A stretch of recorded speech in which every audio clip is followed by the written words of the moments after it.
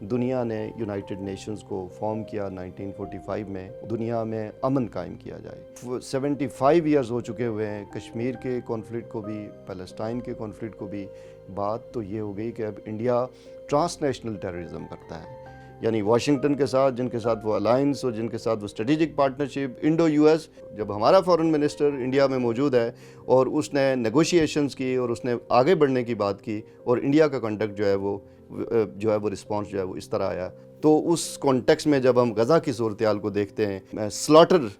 House بن چکا ہوا ہے وہ۔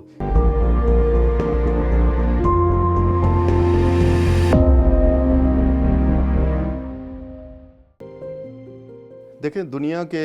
پیس کے لیے یونائٹڈ نیشنز کا جو ادارہ ہے یہ وجود میں آیا، اور اس کا بیک گراؤنڈ یہ تھا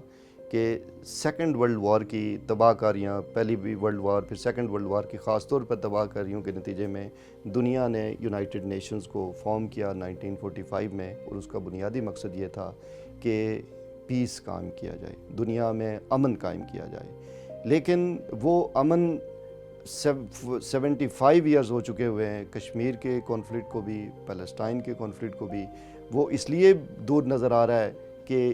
جو انڈیا کا اور اسرائیل کا جو کنڈکٹ ہے وہ یونائٹڈ نیشن چارٹر کے ساتھ یا جو گلوبل کووننٹس ہیں اس کے ساتھ الائن نہیں کر رہا۔ وہ ان تمام کووننٹس کو، ان تمام جو ہے وہ لیگل فریم ورکس کو ڈس ریگارڈ کرتا ہے، اس کو بائی پاس کرتا ہے، اور اپنے ایک ہیجمونک انداز سے وہ چیزوں کو لے کر چلتا ہے۔ انڈیا کی آپ اگزامپل ہم کشمیر کے کانٹیکس میں ڈسکس کرتے ہیں، لیکن بات اب کشمیر کے کانٹیکس تک کنفائن نہیں رہی۔ بات تو یہ ہو گئی کہ اب انڈیا ٹرانس نیشنل ٹیررزم کرتا ہے۔ مثال کے طور پر ڈیولپڈ ورلڈ میں آپ دیکھیے کہ کینیڈا میں، اور کینیڈا کی کوئی ہیومن رائٹس آرگنائزیشن کی رپورٹ نہیں ہے، کینیڈا کے پرائم منسٹر جسٹن ٹروڈو یہ کہہ رہے ہیں کہ کریڈیبل ایویڈنس موجود ہیں۔ یہ نہیں کہہ رہے کہ نان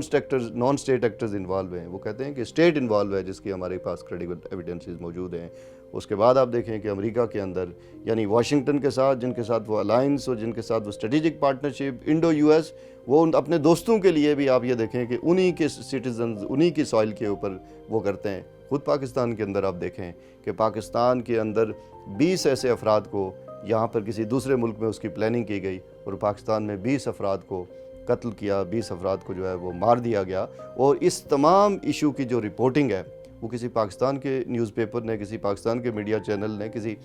پاکستانی فنڈڈ میڈیا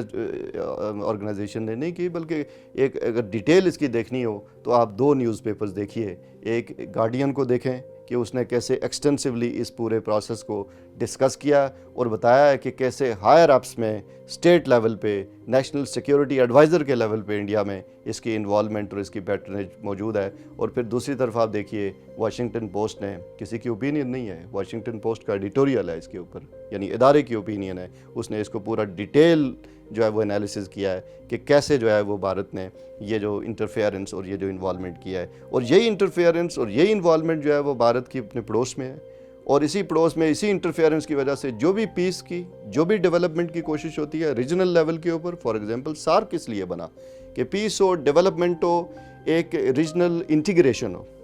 لیکن اسی کنڈکٹ کی وجہ سے آپ دیکھیں کہ وہ ڈیفنکٹ آرگنائزیشن بنی۔ گلوبل لیول پہ بھی آپ دیکھیں، ایس سی او کی آپ ایگزامپل دیکھیں کہ ایس سی او کے اندر پاکستان جو ہے وہ بھی ایک ریجنل انٹیگریشن کی، وہ بھی پیس کی، وہ بھی ڈیولپمنٹ کی، اکنامک ڈیولپمنٹ کی۔ لیکن آپ دیکھیے کہ ایس سی او کو سیشن کو اٹینڈ کرنے کے لیے اس ٹینس ماحول کے اندر، انڈیا کے ایک انٹرنسیڈنس ماحول کے اندر ہمارے فارن منسٹر گوا میں گئے، وہاں پر جو ہے وہ سیشن کو اٹینڈ کیا، اور وہاں پر ان کے فارن منسٹر نے انہوں نے کہا کہ یہ ایکسپورٹر آف ٹیررزم کو۔ جب ہمارا فارن منسٹر انڈیا میں موجود ہے اور اس نے نیگوشیشنز کی اور اس نے آگے بڑھنے کی بات کی، اور انڈیا کا کنڈکٹ جو ہے وہ رسپانس جو ہے وہ اس طرح آیا۔ آج آپ دیکھیں کہ ایس سی او کا سربراہان کا اجلاس پاکستان کے اندر ہو رہا ہے، پاکستان نے ان کو انویٹیشن ایکسٹینڈ کیا ہے، لیکن سو فار کوئی کنفرمیشن ابھی تک نہیں ہے کہ وہ پارٹیسپیٹ کریں گے نہیں کریں گے۔ اوورآل یعنی اگر آپ ان سب چیزوں کو وہ دیکھیں تو ایک ہیجمونک اور ایک ایروگینٹ کنڈکٹ ہے۔ تو میں سمجھتا ہوں کہ ایک ایسی بڑی اسٹیٹ کا جس کی اتنی جو ہے وہ پاپولیشن ہے، جس کا اتنا گلوبلی ایک کلاؤٹ ہے، اس کا یہ کنڈکٹ جو ہے یہ دنیا کے پیس کے لیے ایک سیریس تھریٹ ہے۔ اور جب ان کا نیکسس اسرائیل کے ساتھ بن چکا ہوا ہے تو اس کانٹیکس میں جب ہم غزہ کی صورتحال کو دیکھتے ہیں اور جس طرح کی وہاں پر ایک جو ہے وہ سلاٹر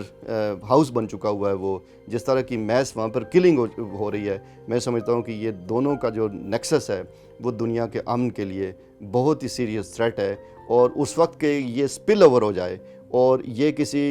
کسی آرمیگڈون یا کسی گلوبل جو ہے وہ کیٹاسٹروفک کی طرف جائے، دنیا کے جو بڑے کنٹریز ہیں ان کو جو ہے وہ اپنا رول پلے کرنا چاہیے تاکہ پیس مینٹین ہو سکے۔